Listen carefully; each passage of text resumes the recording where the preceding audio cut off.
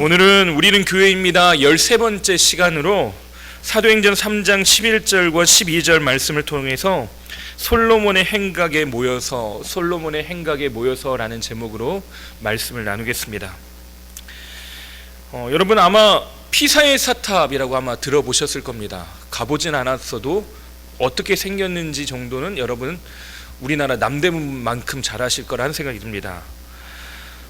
이 피사의 사탑은 이탈리아 토스카니아주 피사시의 피사 대성당에 있는 종탑이라고 합니다. 건물 자체가 기울어져서 유명한데 1173년에 착공되어서 1372년에 세 차례에 걸쳐서 200년 동안 공사가 진행됐다고 합니다. 1차 공사 이후에 문제가 발생했는데 이 집안 토지력 불균형을 이루어서 기울어지기 시작한 겁니다. 그 뒤에 2차 공사를 통해서 이것을 수정해서 다시 공사하고, 그런데도 기우는 현상이 멈추지 않으니까 1990년 이탈리아 정부에서 이 경사각을 수정하기 위해서 보수공사를 10년간 진행을 해서 지금 현재 5.5도가 기울어진 상태에서 멈췄다고 합니다. 대부분 사람들이 이것이 너무나도 신기하기 때문에 필수 관광 코스 중에 하나인데, 제가 인터넷에 검색해 봤더니 대부분의 사진이 어떻게 돼 있냐, 다 이러고 있습니다. 근데 이런 사진도 있더라고요. 사람들이 이것이 기울어진 게 너무 신기해서 이렇게 한 겁니다. 내가 이렇게 밀면 더 이상 기울어지지 않는 것처럼 내가 받치고 있는 것 같은 사진을 연출한 거죠. 제가 저기 사람들의 얼굴의 프라이버시를 위해서 누군지는 모르지만 얼굴도 가려놨습니다. 제가 이 피사의 사탑을 생각하다가 언젠가 이런 생각을 했습니다. 근데 진짜 기적이 뭔가? 이 탑이 무너지지 않고 있는 것이 기적이 아니라 우리가 하나님 없이 살아가는데도, 우리의 인생이 기울어져 있는데도 아무런 자각도 없이 그렇게 살아가는 것이 진짜 기적이 아닌가. 내가 하나님 없이도 살아가고 있다라고 하는 그 생각을 가지고 있는 것 자체가 기적이라는 겁니다. 우리는 인생이 기울어져 가고 있는데도 아무런 대책이 없습니다. 우리는 이것을 수정하거나 이것을 다시 세우려고 하는 그런 마음가짐들을 갖고 있지 않는다는 것이 문제라는 겁니다. 우리는 지난 시간에 성전 미문에 앉아있던 선천성 장애를 가지고 있던 한 40대 남성의 이야기를 들었습니다. 그는 40평생을 땅만 주목하며 살았습니다. 성전 미문에 앉아서 사람들이 이 성전을 드나들고 오고 가면서 웃고 떠들면서 근심 가운데 시무룩하다가도 성전에 들어갔다 나오면 그 문제가 해결된 듯이 기쁘고 행복한 모습들을 지켜보았던 한 남성의 이야기입니다. 그 사람은 평생을 더 깊은 곳, 성전의 더 깊은 곳으로 나아가고 싶지만 나아갈 수 없는 한계를 가지고 있는 인생이었습니다. 하나님이 만나주시는 곳, 하나님이 찾아주시는 곳, 하나님이 말씀하시는 곳, 그곳 가운데 나아가고 싶지만 늘 그것을 그냥 지켜볼 뿐이지 내 이야기는 아닌 삶을 살고 있었다는 것입니다. 그가 앉아 있었던 자리가 어디입니까? 성전 입구, 가장 빛나고 아름다운 자리, 사람들은 미문, 아름다운 문이라고 하는 그곳에 그는 앉아 있었지만 그의 인생은 조금도 아름답지 못한 인생이었다는 것입니다. 장애를 가지고 있고 한계가 있고 그가 앞에 열려있는 문이지만 더 이상 나아갈 수 없는 막혀있는 막다른 길에 서여 있는 것이 바로 이 사람의 인생이었다는 것입니다. 오직 그에게 희망은 무엇입니까?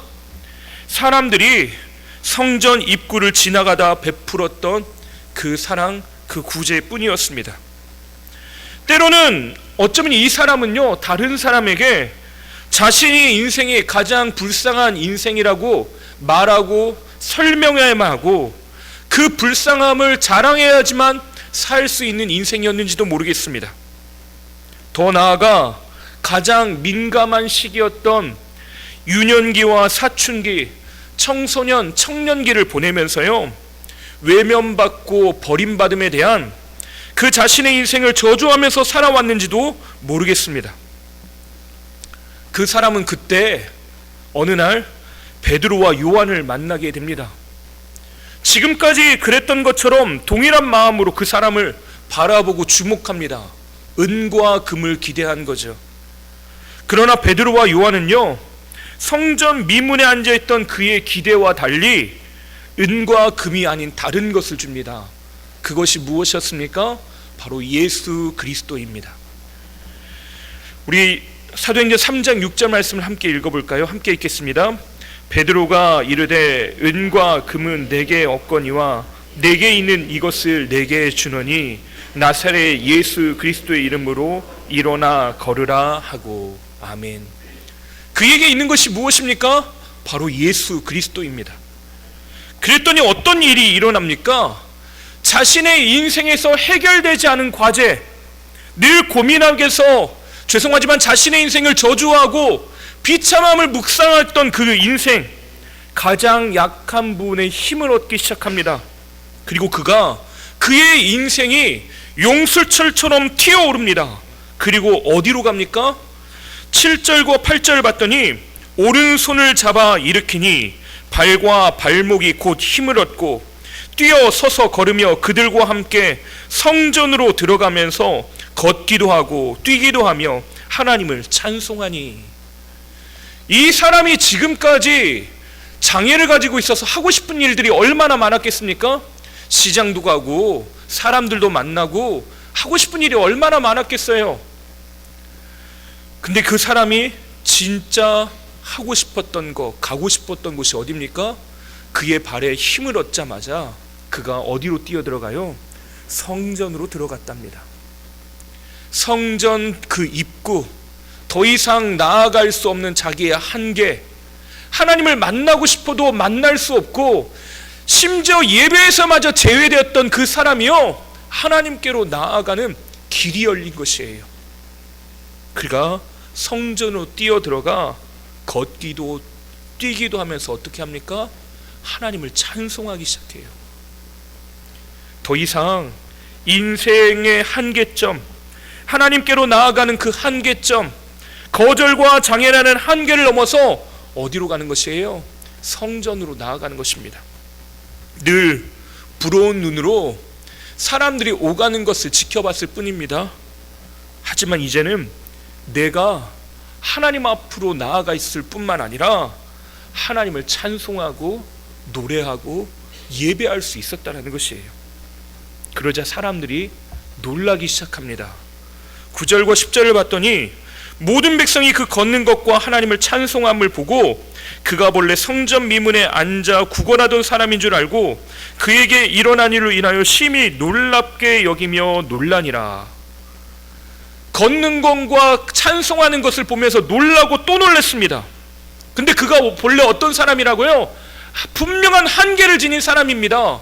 하나님께로 나아갈 이유보다는 나아갈 수 없는 이유, 그 한계가 더 분명한 사람입니다. 하지만 그가 어떤 상태가 됐다고요? 하나님께로 나아가는 것을 보면서 놀라고 또 놀랐답니다. 그때 나왔던 이 놀랐던 사람들이 나와 사람들이 질문하기 시작하죠. 그때 이 성전 미문에 앉아 구걸하던 사람이 이 일로 베드로와 요한을 붙잡습니다. 지금까지 이 상황을 지켜봤던 이들이 솔로몬의 행각에 이제는 모여서 이 이야기로 떠들썩해요. 그 이야기가 11절에 나와 있습니다. 나은 사람이 베드로와 요한을 붙잡으니 모든 백성이 크게 놀라며 달려 나아가 솔로몬의 행각이라 불리우는 행각에 모이거늘. 여기에서 모여서 사람들이 떠들썩합니다. 그러면 솔로몬의 행각이 어딘가 우리 궁금해지죠? 앞에 화면을 한번 보도록 하겠습니다. 이건 지난번에 보여줬던 미문 어딘지 기억나시죠? 찾아보겠습니다. 예, 그렇죠? 예, 오른쪽 맨 끝에 있습니다. 이렇게 제가 뒤집어 놓은 이유가 뭐라 그랬죠? 예, 저쪽이 동쪽이다. 예, 다 잊어버리셨군요. 예, 위가 북쪽이고 왼쪽이 서쪽이고 오른쪽이 동쪽이고 아래가 남쪽이라는 걸 설명하기 위해서 이상하게 그 글자를 뒤집어 놨다고 했죠. 예, 오늘 여기가 이게 중요한 게 아니라 그 다음 사진입니다. 이게 예수님 당시에 헤롯 성전입니다. 이 성전인데 성전의 그 외부 전체가 이렇게 그려져 있는데 솔로몬의 행각이 혹시 찾아지십니까? 숨은 그림 찾기네요. 예, 저기 있죠. 저기 있습니다. 그렇습니다. 저도 저기 있는 것 같습니다. 예. 어디냐면 성벽처럼 되어 있는 그곳이 그곳 위쪽에 보면 기둥이 막 세워져 있죠. 거기에 보시면 솔로몬의 행각이라고 적혀 있을 겁니다. 보이십니까? 예, 좀 찾아주세요. 예, 솔로몬의 행각이 거기입니다. 여기서 사람들이 뭐라고 했냐? 여기서 랍비들이 율법을 토론하고 사람들을 가르쳤습니다. 가지고 있는 질문들, 이야기들 가지고 사람들이 이야기했어요. 약간 어떤 느낌이냐면 뻥 뚫려 있는, 우리 요즘은 공사하고 있던데 진남관 같이 생긴 그런 곳입니다. 사람들이 이곳에 모여들었어요. 왜 모여들었을까요? 랍비들에게 궁금한 걸 물어보고 싶거든요. 질문이 생겼습니다. 내가 가지고 있는 인생의 질문들이 있어요. 이 사람만 아팠던 게 아니라 나도 아파요. 이 사람만 고민이 있었던 게 아니라 나도 고민이 있어요. 나도 문제를 가지고 있습니다. 그래서 사람들이 지금 여기로 다 몰려들었습니다. 떠들썩해요. 그가 그랬던 사람이지 않냐? 근데 그 사람이 어떻게 일어날 수 있었냐? 어떻게 그 사람의 문제가 해결될 수 있냐라고 저기에 떠들썩하게 이제 모여서 이야기하기 시작하는 겁니다. 성전을 드나드는 사람들이요, 저기에 모여가지고 이제 막 이야기하기, 떠들기 시작합니다. 절대 변하지 않을 것 같던 사람이 변했습니다. 속 시원하게 해결되지 않았던 문제가 해결되었습니다. 어떻게 이렇게 가능하냐는 거죠. 우리 가운데 일어난 일, 우리 가운데 되어진 일, 이것을 해석해 보자는 겁니다. 한 사람이 고침받고 그의 인생이 변했는데 어떻게 변한 것인지 우리가 한번 이것을 따져보자라고 하는 것이에요. 그러자 이 솔로몬의 행각에 있던 베드로가요, 지금 입을 열어 말하기 시작합니다. 12절 말씀 제가 한번 읽어보겠습니다. 베드로가 이것을 보고 백성에게 말하되, 이스라엘 사람들아, 이 일을 왜 놀랍게 여기느냐? 우리 개인의 권능과 경건으로 이 사람을 걷게 한 것처럼 왜 우리를 주목하느냐? 지금 주목해야 될 대상은 내가 아니라는 겁니다. 내가 가지고 있는 능력으로 행한 게 아니라는 것이에요. 내가 가지고 있는 자원으로 한 것이 아니라는 겁니다. 주목해 봐야 될 대상은 내가 아니라 이 사건, 이 상황의 이면에 있는 하나님께서 가르쳐 주시는 일들이 있다는 것이에요. 베드로는 그것을 지적하고 있는 겁니다. 궁금하고 이상한데 지금 그 방향이 잘못됐다는 것이에요. 성전 미문에 앉아있던 장애인이 베드로와 요한을 처음 봤을 때 어떤 반응을 보였습니까? 지금 이 사람들이 보이는 반응이 똑같습니다. 성전 미문에 앉아있던 애가 베드로와 요한을 주목하여 봅니다. 4절에 베드로가 요한과 더불어 주목하여 이르되 우리를 보라 하니, 왜 봤습니까? 그가 그들에게 무엇을 얻을까요 바라보거늘. 은과 금을 기대하는 겁니다. 던져주는 동전을 기대한 겁니다. 베드로와 요한은 그에게 그런데 뭘 줬습니까? 그가 기대했던 은과 금을 준 것이 아니라 예수 그리스도, 그에게 있는 예수 그리스도를 전해줍니다.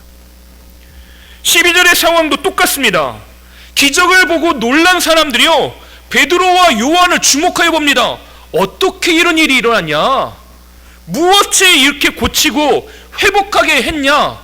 그 능력에 주목하여 봅니다. 그러나 베드로가 그들에게 이야기하고 해석하고 전해준 것은 무엇입니까? 그 능력에 대한 이야기가 아니라 그 이면에 있는 여기에 계시는 예수 그리스도에 대한 이야기라는 거예요. 16절 말씀을 함께 읽어보겠습니다. 그래서 그 이야기의 핵심을 이렇게 이야기해요. 함께 읽겠습니다.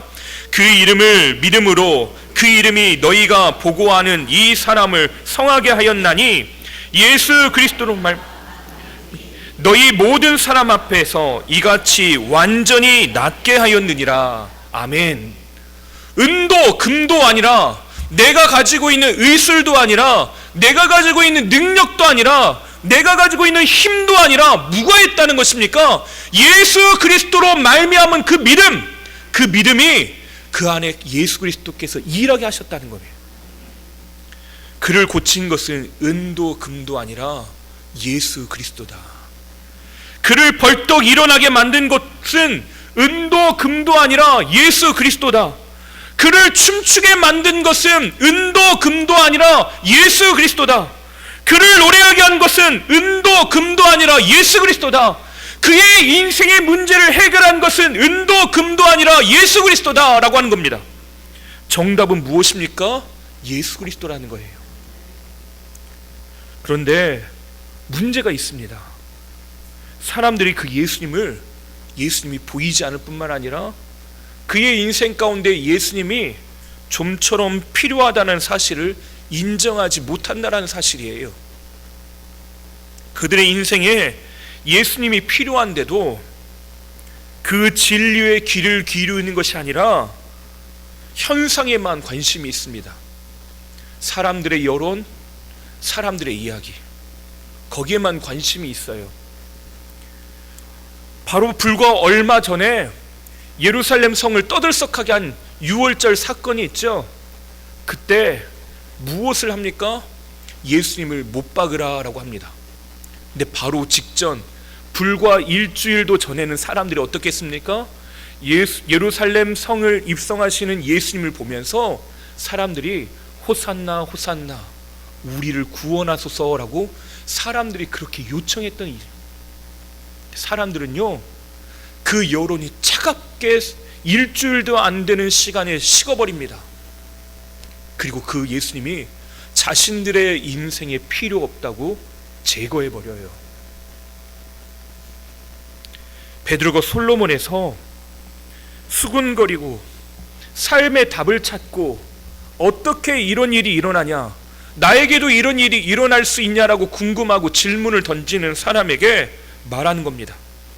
왜 그런 눈으로 우리를 보고 계십니까? 우리는 우리의 능력이나 우리의 경건함 때문에 이 사람이 걸을 수 있다고 생각하십니까?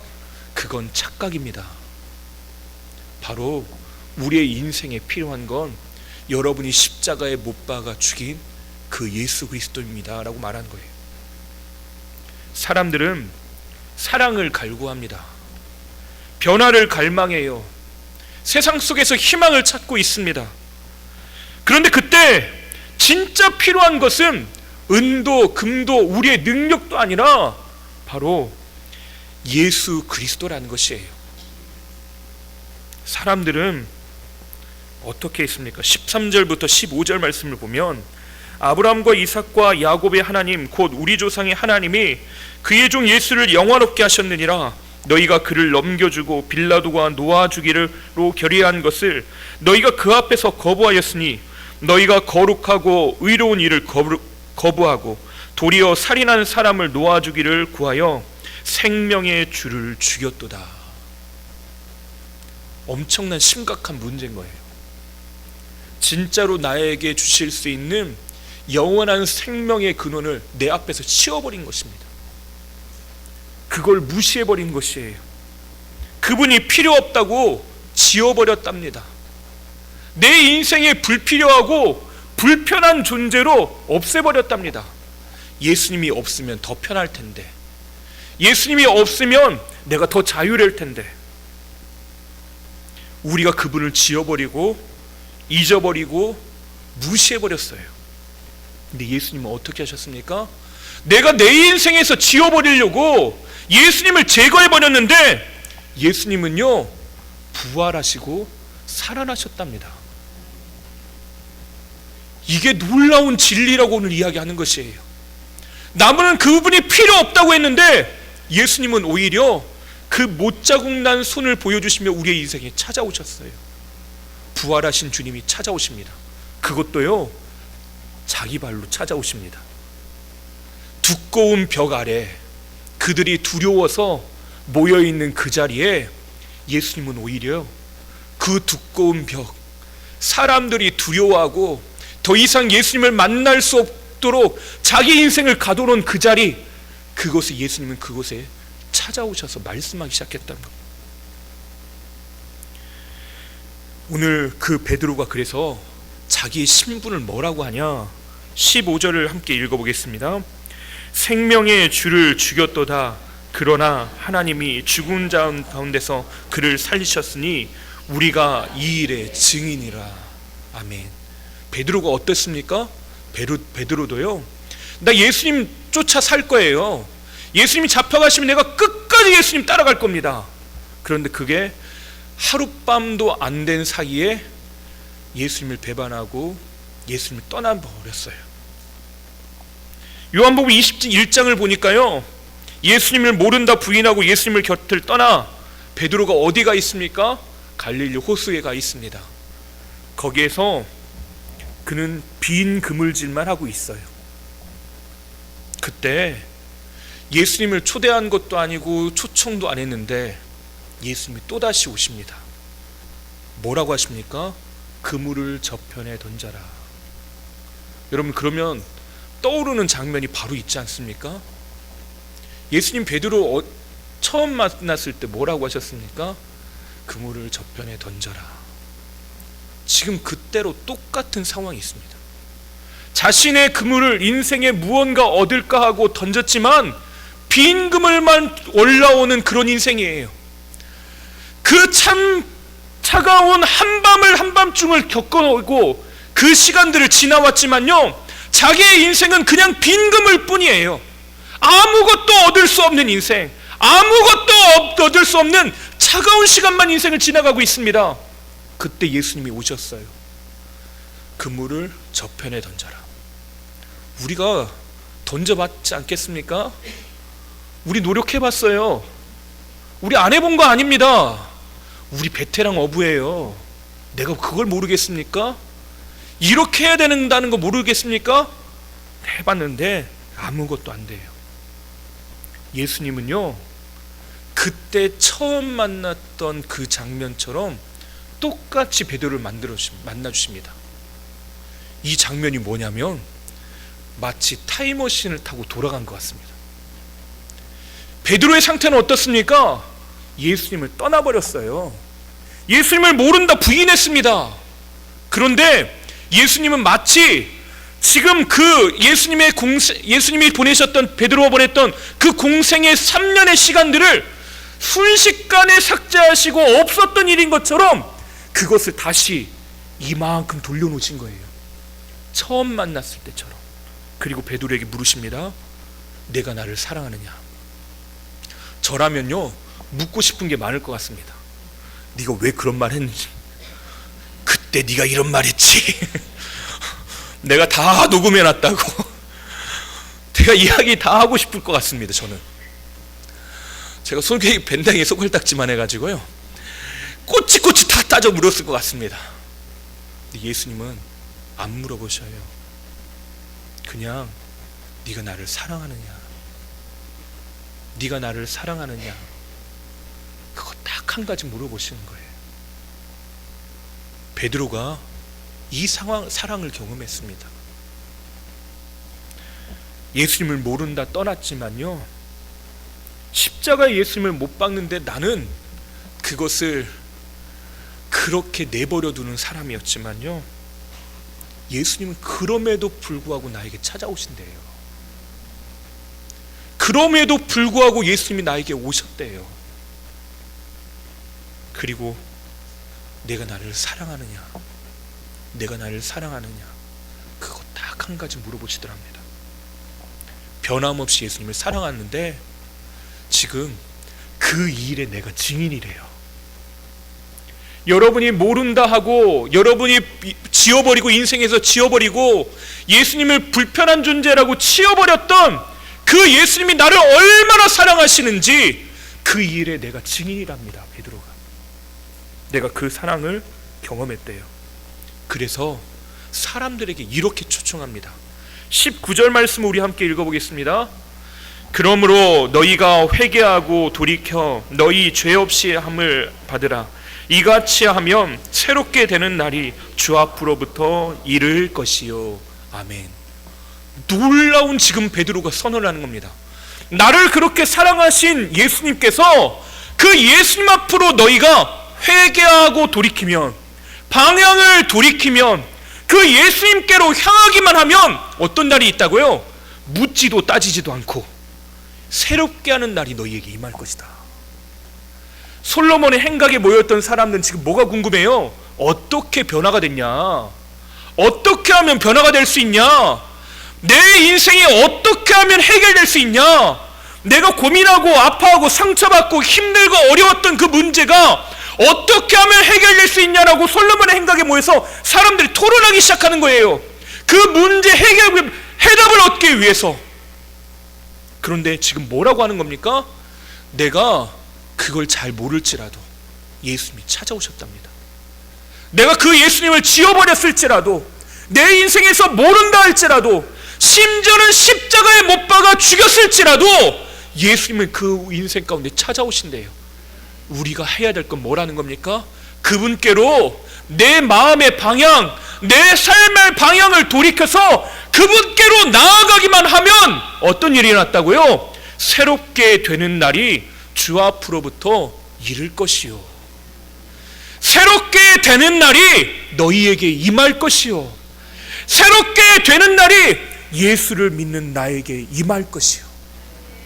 오늘 이것을 이야기하시는 것이에요. 솔로몬의 행각에 모였던 사람들이 저마다 삶의 문제, 고민들을 끌어안고 그 모양들이 각자 다 다르지만요, 예수님께로 향하게 하면 그것이 바뀌어지더라는 것입니다.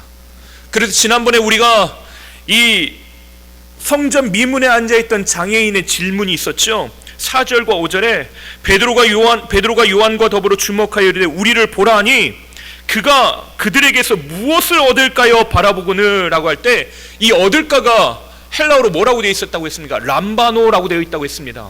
근데 이 말이 똑같이 성경에서, 다른 성경에서 쓰였는데 그것이 요한복음 1장 12절에 똑같이 이렇게 쓰여 있습니다. 영접하는 자 곧 그 이름을 믿는 자들에게는 하나님의 자녀가 되는 권세를 주셨으니, 여기서 영접하다라고 하는 말이 뭐라고요? 얻을까라고 하는 람바노입니다. 그러면 뭐가 된다고요? 사람들은요, 지금 일어나는 현상에서 무엇을 얻을까, 무엇을 영접할까 고민하고 있어요. 어디에서요? 솔로몬의 행각에 모여서 늘 우리가 고민하고 있던 그 고민거리를 가지고 왔던 그 자리, 인생의 문제, 질문을 가지고 왔던 그 자리, 그곳에서 사람들이 무엇을 영접할까 거기에 모여 있습니다. 근데 진짜 영접해야 될 분은 누구라고요? 예수 그리스도랍니다. 그 예수님을 만나야 된답니다. 사람들이 이 본질을 놓치지 말아야 된다는 것이에요. 사람들의 인생, 자신의 인생이 피사의 사탑처럼 기울어져 가고 있는데, 기울어져 가는지도 모르고 살아가고 있는 그 삶으로부터 돌이켜야 한다는 것입니다. 나에게 문제가 없다, 예수님이 필요 없다, 그런 인생에서 진짜 필요한 것이 무엇인지 찾아야 된다는 것이에요. 우리가 잘 알고 있는 애플의 창업자 스티브 잡스가 있습니다. 애플이 경영난을 겪을 때 애플에 다시 복귀해서요, 미국에서 가장 영향력이 있는 경제방송인 CNBC에서 이 스티브 잡스가 인터뷰를 한 적이 있습니다. 거기서 그가 자기가 가지고 있는 경영 철학에 대해서 이야기했는데 뭐라고 했냐? 사람들은 우리가 무엇을 하든지 싫어할 것입니다. 그러나 저는 인기 투표하러 온 것이 아닙니다. 제대로 된 제품을 내놓기 위한 전략에 모든 힘을 집중할 것이며, 제대로 된 마케팅 전략, 제대로 된 홍보 전략, 제대로 된 유통 전략을 수립하는 데 모든 힘을 쏟고 있습니다. 당연히 돈을 벌기 위해 성공적으로 사업하려는 측면도 있지만 우리는 산업을 이끌 수 있는 열정과 창의력, 독창성도 가지고 있습니다. 우리는 지금껏 존재하지 않았던 도구들을 통해 세상을 바꿀 것입니다. 그리고 그가 이야기, 이것이 애플입니다. 그렇게 인터뷰하는 후에 등장한 것이 무엇이냐? 바로 세상을 놀라게 했던 스마트폰 아이폰입니다. 지금껏 존재하지 않은 것들을 내가 만들어 보겠다. 스티브 잡스가 지금까지 인정받는 이유는요, 세상에 없는 가장 혁신적인 것을 위해서 그 본질적인 것에 집중했기 때문에 그렇습니다. 물건을 많이 파는 것이 아니라 어떻게 하면 세상을 이롭게 할 것인가. 마케팅과 기술에서도, 영역에서도요, 이런 본질이 중요한데 하물며 우리 생명이 달려있는 영적인 문제에서는 어떨까요? 베드로가 우리에게 요구하는 것은요, 예수 그리스도를 만나는 것, 그것이 본질이랍니다. 교회가 교회되는 본질이 무엇입니까? 예수님이 주인 되시는 겁니다. 우리의 인생도 마찬가지죠. 우리가 교회라면 우리의 인생답게 되는 건 우리에게 무엇이 필요한 것이에요? 우리 마음의 중심에 예수님이 왕으로 자정하셔야 합니다. 예수 이름 외에는 다른 답이 없어요. 어제 우리 교회가 어린아이들의 웃음소리로 가득 채워졌습니다. 여름 성경학교가 시작됐는데 주방에서 우리 여러 성도님들께서 정성스럽게 며칠 동안 음식을 준비해 주셔서 얼마나 감사한지 모릅니다. 더운 여름인데 고기도 사가지고 와가지고 계속 쿵쾅쿵쾅 했더니 뭔가 한가 봤더니 맛있는 돈가스, 수제 돈가스를 만드시기도 하시고요. 또 스프를 끓여도 그냥 끓이지 않으시더라고요. 아이들을 위해서 정성껏 간식도 준비해 주셔서 얼마나 감사한지 모릅니다. 선생님들은 몇 달 동안 우리 아이들 말씀을 가르치겠다고 얼마나 열심히 연구하고 공부하는지 모르셔요. 제가 보니까 밤늦게 11시, 12시가 다 돼가는데도 아이들 위해서 하나하나 준비해가면서 만드는 거 볼 때마다 제가 그 모습 보면서 은혜를 받았습니다. 퇴근하고 와서 얼마나 힘들겠습니까? 근데 그걸 그렇게 감당해야 한다고 수고하시는 우리 선생님들 보면서 제가 존경심이 들었습니다. 이런 분들이 우리 아이들을 맡으니 우리 아이들의 미래가 밝다, 제가 그렇게 기도했습니다. 어제 제가 우리 전사님 말씀 전하실 때 참여해서 말씀 같이 들었는데요, 어제 생명의 떡으로 오신 예수님에 대한 이야기를 하더라고요. 그리고 어제 아이들과 말씀도 암송하면서 읽는데 그 말씀이 요한복음 6장 35절 말씀이었습니다. 우리 함께 읽어볼까요? 우리도 어린아이의 마음으로, 여름 성경학교 참여했다는 마음으로 함께 한번 읽어보겠습니다. 시작. 예수께서 이르시되 나는 생명의 떡이니 내게 오는 자는 결코 줄이지 아니할 터이요 나를 믿는 자는 영원히 목마르지 아니하리라. 요한복음 6장 35절 말씀. 아멘. 아이들 꼭 이렇게 하더라고요. 예. 이 말씀을 읽으시는데 제가 예전에 기억이 하나가 떠올랐습니다. 그 기억이 뭐냐, 예전에 있던 교회에서 성도님들을 모시고 군부대 GOP를 방문한 적이 있습니다.